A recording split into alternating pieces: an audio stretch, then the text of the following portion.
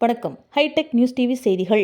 விருதுநகர் மாவட்டத்தில் ராஜபாளையம் ராமலிங்கபுரம் வழியாக ஸ்ரீவில்லிபுத்தூர் வழித்தடத்தில் இயங்கி வந்த பழைய பேருந்திற்கு மாற்றாக அனைத்து பாதுகாப்பு அம்சங்களுடன் கூடிய புதிய மகளிர் விடியல் பேருந்து இயக்கப்பட்டதால் பொதுமக்கள் இனிப்பு வழங்கி மகிழ்ச்சியை வெளிப்படுத்தினர். விருதுநகர் மாவட்டம் ராஜபாளையத்தில் இருந்து ராமலிங்கபுரம் வழியாக ஸ்ரீவில்லிபுத்தூருக்கு தினமும் 12 முறை இயக்கப்படும் அரசு மகளிருக்கான இலவச பேருந்தை சத்திரப்பட்டி, நாச்சியார்பட்டி, சமுசிகாபுரம், சென்னாக்குளம் உள்ளிட்ட பல்வேறு கிராமங்களைச் சேர்ந்த ஆயிரக்கணக்கான பயணிகள் பயன்படுத்தி வருகின்றனர்.